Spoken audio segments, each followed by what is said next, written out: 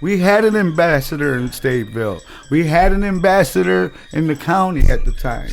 And we knew what was going on. The Ambrose, the 2 boys, the 2-6, and the SDs. That was our crew. It's changed. It's changed a lot, bro. There's no organization. Nobody's organized no more like people were back then. You know, there's nobody to go talk to no more. You know what I mean? Back then, you can go to a run-in and you had somebody from that mob that you can go over there and they tell that nigga we need to talk. And you came together to talk. You can't do that shit no more. You know what I mean? You know what it was, man? I just think a motherfucker, to this day, they just afraid of an ass whooping. Too cheap, yeah, to me. You know what I'm saying? Yeah. And that's just how it was, man. Hey, if you niggas had a fucking static with each other, man, just go handle that business over there, man. Look, after you're done, hey, show that love with each other, and then boom, just keep on walking, man. You know, take it on the chin. Yeah, but you know, a lot of times, you know, being Latino, our problem is we got that machismo in us, and then you know, out a bottle, and then you know, we want to be like, oh shit, you know, hey, fuck that, we gotta handle that business. You know, and the point is that I'm trying to say is, when it comes to the folks movement, when the 6-point star form, the formation of the 6-point star, and it all came together, and everybody was motherfucking, you know, either you're this or you're that. You know what I mean? You have no choice. This is what it is. And if you're not writing this, then you're our enemy, and we're coming at you full force, not stopping us. We're spreading this. This is what we're believing in. Us 4 motherfucking mobs made a promise. What's different too is I used to be able to walk into a 2-6 neighborhood and talk to somebody, and if one of their guys were bogus, tell them, and this dude would get his ass whipped for it. Or walk into a D neighborhood and talk to somebody, and if this dude was bogus, they would take care of it for you, just to keep the unity. You know what I mean? Mm-hmm. The meetings and the big talks back then were older niggas like Sanos, before he passed away, rest in peace, because he passed away in '80s. So they lost that, bro. You know, that's the difference. There's a big difference between that. Just like all of these fucking these kids using all these machines. You know, how many bullets do you need to take care of your business? Before folks and people, those 4 mobs right there, we came together and we weren't even writing. It wasn't about folks. It was called. We were writing ATTSDN on walls. You know, to be real, how many bullets? If you're going to get somebody, how many bullets you need to take care of your business? 1. What the fuck is wrong with you? It was like we all knew what was going on. We all had ambassadors in the joint. We had an ambassador. We had a member in Stateville. We had a member. We had members in county fighting cases, and so we all knew, you know, that this shit was coming together. Our ambassador at the time in Stateville was my older brother Bert. Amor, that's my nigga. He was our ambassador. So he's telling us certain people are talking about this. But we already were like this with the D's and the Ambrose, you know what I mean? We were already like this because we had common enemies in the same neighborhood. So we joined up already. We were so when the 6-point star concept, the all is one, because it wasn't SGD yet. It was like a more like all is one, we folks. You know what I mean? When it hit, we were already tight. You know what I mean? We were already tight because it just happened, bro. You know what I mean? Like, we clicked with the Ambrose, we clicked with the D's, and who we didn't click with, they didn't click with. And all them brothers that were out there from them other mobs, I don't care who they were, Ambrose, SDs, Souls, whoever the fuck they were, they knew Tutu, Willie, and Sal. Fucking right. You know what I'm saying? They knew who we were. It's just like the Souls. We got our respect. It's like the Souls back in the day. The Souls back they in the day. They know, you know. Yeah, them niggas. I'm gonna say some names You know too. how that shit was. Girl, I've been saying names. I'm gonna say some more names. This is like the land of souls back in the day. We're on Cal. Tutor boys are already on 51st. Tutor boys have been on 51st since I was a little kid. I ain't gonna tell no stories about 51st that I wasn't there for. But at the time, the older Tutor boys were all going to jail over there and woo woo woo when it was getting dead over there, and they had two shorties over there. And I met them for the first time. They walked to my house on Cal, and they came and got me. One was named Frog, and one was named J.I. They came and got me because at the time we were warring with the Latin Souls over there, and we were warring with the Saints over there. Those were the only two gangs over there besides Night Crew, and Night Crew was kind of fading away at the time. But anyway, they came and got me. They come talk to me about Cal. They're like, hey, bro, the Latin Souls want to talk. So I'm like, what they want to talk about? They're like, they want to talk about getting together, going to peace. You know, they want to be, you know, come to folks. They want to be cool. They're going through a lot of shit. So I'm like, all right, so where do they want to meet? So I meet them by 52nd and some little grammar school, behind the grammar school with JR and Frog. It's me, JR, and Frog. It's Junie, Snake, and Moses. They meet us there. We come cool with them. We call peace with them. We got along with them. We took that whole neighborhood over for fucking the whole 80s, whatever the fuck. But that's how the Land Souls became folks. From that little conversation in the back of that school, from Midtown. them getting cool with us, Midtown. they got cool with the D's, they got cool with the 2-6, they got cool, and they came into the 6-point star that way. Period. There's no other story to be told. That's the story, nigga. That's the truth. If it wasn't for us, they wouldn't be folks. You know what I mean? They came in getting cool with us. The same thing like with the Ambrose being cool with us, they come in because they're cool with us. They respected us, we respected them, they respected our judgment, they come in. Latin Souls the same fucking way. Dragons from the south side, you know, they got turned, they became folks in Stateville under us. You know what I mean? How could you ignore us when we're so much of a part of history of the Latino gang life, history in this city? For, you know, I'm born 1967, so you figure that shit out. I mean, I was born into it, so think about that. You know what I mean? You know what I mean?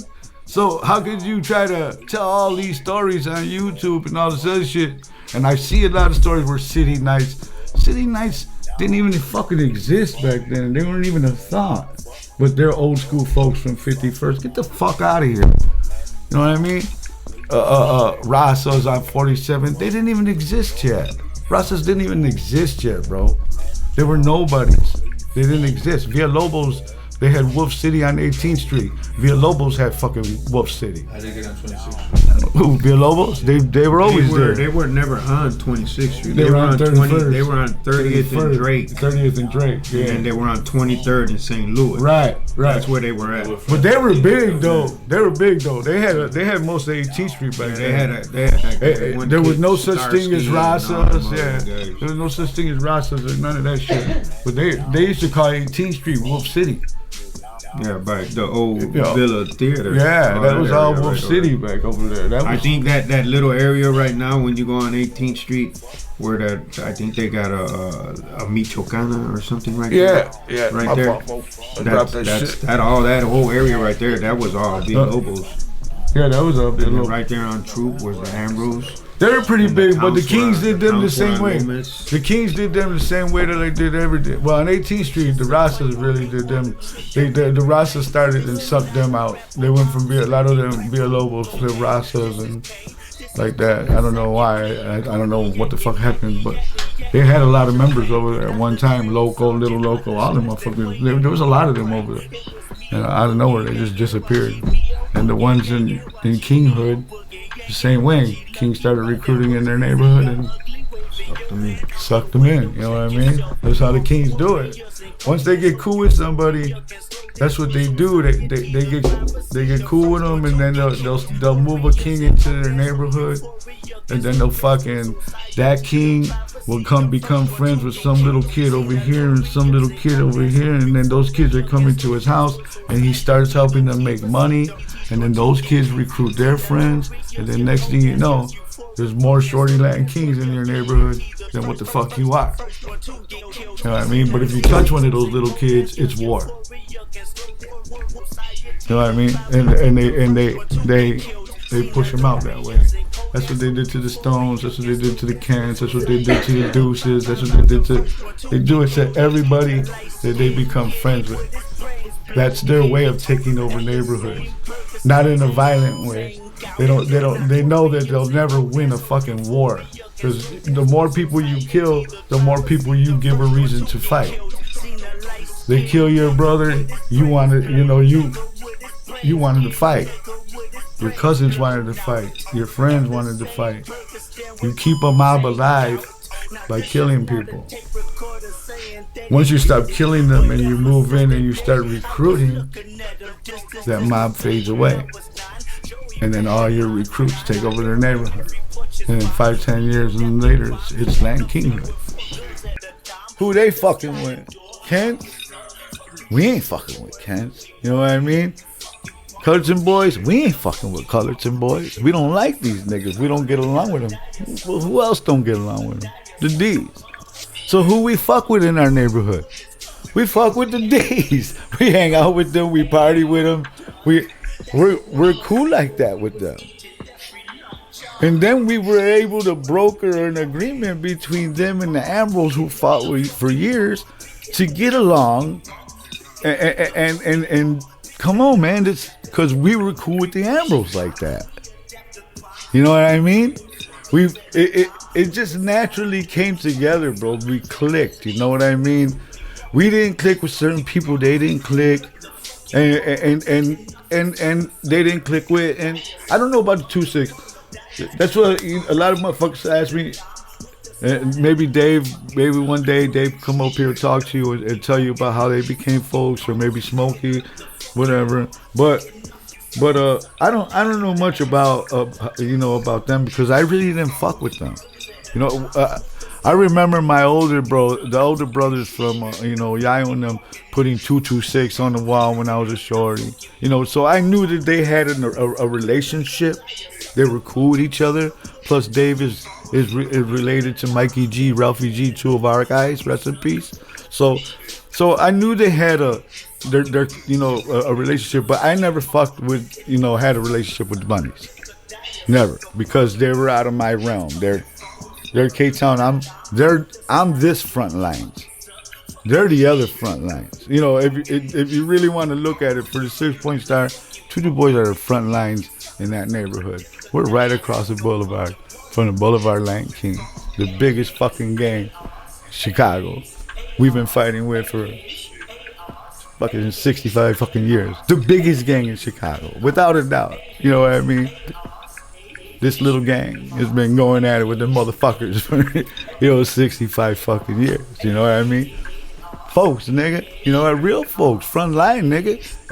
Well, the Cicero boys, when they first started doing it, they were doing like crack pitchforks. Yeah. And that started a lot of shit too. Yeah, and a lot of them used to use that as a... Yeah. But really, when we first put it on the wall, I was the first one to ever have any of that shit. Yeah. Before anybody. Yeah, but the first... When we started, what we did is they had remember how the D's had the forks.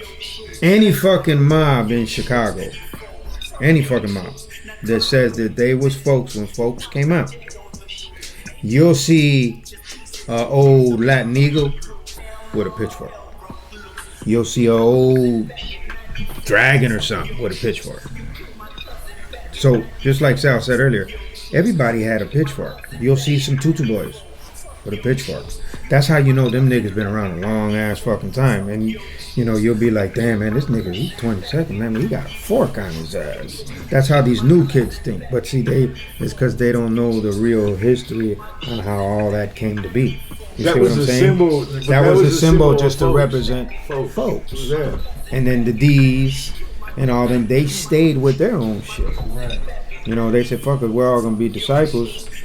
So they got the fork. They stayed with the fork. Then they added all their other little stuff. They had their little hot stuff devil that they had with it. You know, all of that shit. Yeah, all that. They had that. Man, they had. What was homie's name? He used to be with us all the time. Was a great artist for them. Oh, Stash. Nigga Stash. That was my nigga. That motherfucker he used to be with the boys all the time with Cicero.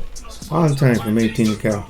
Man, he was a great artist. I grew up great artist. To be honest with you, I grew up with these in front of my house. Jimbo, Leo Faye, all of them motherfuckers used to come see my dad when I was a little kid. See, a lot of them dudes, they was good people. Yeah, But, you know, a lot of them used to come over. You had a lot of older SDs used to come by the neighborhood, or we go by them, and we all be hanging out. When you be on 2-4, it wasn't just 2-4Ds that was there. It was everybody. It was everybody. Tutu Boys be there, D's be there, Ambrose be there. We all hung out there. Everybody hung out there. On the weekends, we would congregate. Everybody would congregate. Somebody be somewhere. Or Addison Rocks. Yeah, or everybody be at the Rocks or some shit. You know, all the folks used to be together. Yeah. You know, and then... Because we took over parts of Chicago. See, that's the thing, man. Because it kills me about these kids, too. When we started this shit, we took over half of Chicago. Like, we went from being that island mob to being half of Chicago running around this bitch doing whatever we wanted to do with folks. You know what I mean? We could go in other neighborhoods. We could make money in other neighborhoods. We could do whatever we want. We're all folks. We all everybody used we to all get shared together. each other's existence. And then everybody in the neighborhood in the early 80s and everything, that's when you always saw everywhere ATTSDN. Everywhere. You saw it everywhere. And then you would see all the symbols everywhere. You'll see them. And then I remember when me and him came together and we talking about, man, you see that? Because actually, Little Player played a little part in that with the Insane Bars. Yeah. You know? And then I told him one day, I was like, damn, bro, we should change that shit. And actually, how we had it, you ever see how the Royals had theirs? Because it was actually my original one that I had here. It's you talking about the crown? Yeah. Oh, yeah, it's a Gothic crown. Yeah, it's different. It's changed throughout the years. Right. But the original ones, it almost looked, it had the 2 in the middle and then the 2 Yeah, in the it's end. a Gothic crown. Yeah, that's how the original He one had the first one on his arm. Yeah. There should be a way where these little niggas, if they don't want to get into it with certain people, instead of when you see each other, don't represent to each other. Do a fist. What's up, folks? And go your separate ways. If you want to avoid trouble with each other, they got to figure out a way to coexist. A lot and I know when my shorties see this, they're gonna be like, "What the fuck you talking about? Woo woo." Maybe it won't come out. Maybe it will come out. I don't know. I'll think about it. But but that's what it was. It was unity. It was unity. It was unity. It was unity, dog. It was. First they were on 48th and Ada. Back when I was a kid, they were on 48th and Ada. Then they moved to 51st and Wood because all of the gangs were spreading out. The Souls were in Sherman Park and shit like that. You know what I mean? That's who we were fighting with. We were fighting with the Souls. We were fighting, we had a big thing going on with the Saints over there. I bullshit with you now, bro. Back then, you hear, go! Niggas screaming, right? Like eagles. Hey, bro, come in, bro. Like, through the park at Addison Rock. You can't see them because it's all trees. But they'll let you know they're coming. You know it's their Latin Eagles because they're go. And they used to be deep back then, bro. You know what I mean? And it didn't matter if there was 30 of them motherfuckers and I was by myself. I was folks, nigga. And them niggas treated me and my lady like folks, nigga. Like I was one of their guys. You know what I mean? They what's up, folks? Woo, woo, woo. Kicking it, dude. And then meeting them in them instances and getting to know them opened up avenues for me for money. Because now me and these niggas are cool. Bro, when folks first started, bro, that shit exploded in Chicago, folks. You understand what I'm saying? Like, bro, I'm saying like, bro, you went from being a single mob in the middle of Chicago. You got your little neighborhood to being Boom, we folks, nigga. Now we have Chicago, bro. Now we walking on the lakefront with our hats buzzed to the right. We going to the south side. We going to the beaches. Folks everywhere, bro. You know what I mean? Folks everywhere, dog. And even the black brothers, because we had our shit busted to the right. I don't give a fuck where I went for school or whatever. MGDs, them niggas rode out with us 100. You know what I mean? And I rode out with them 100. They folks. You know what I mean? That's what I'm saying. It's just different, man. It's a lot different now. But like all these videos, like I said, I just needed to let everybody know. When it comes to folks, when it comes to the 6-point star, when it comes to anything that has to do with that conversation in Chicago, the Tutu Boys are one of the first 4 families to join that movement. We are the front lines for folks' history in Chicago as Latinos on the south side. We're the front lines for the 6-point star. And you put that star on the wall. You put us up there. That star represents Tutu Boys, 2-6, SDs, Ambrose. It doesn't just represent folks, disciples. It represents Cobras, maniacs. It represents all of us. I had to wear my blue and black sweater, and I had to wear my hat, and I had to go back in time for a motherfucker so you could see. We true blue, baby. You know what I mean? What the fuck is you talking about? Shorties don't like this patch because it's not a 4-point patch, but they don't understand the 4-point didn't exist yet. This is which is when shit, you know, original. You know what I mean? I mean, you can't keep everything old. I'm old school, bro, so I keep things original all the way around like this.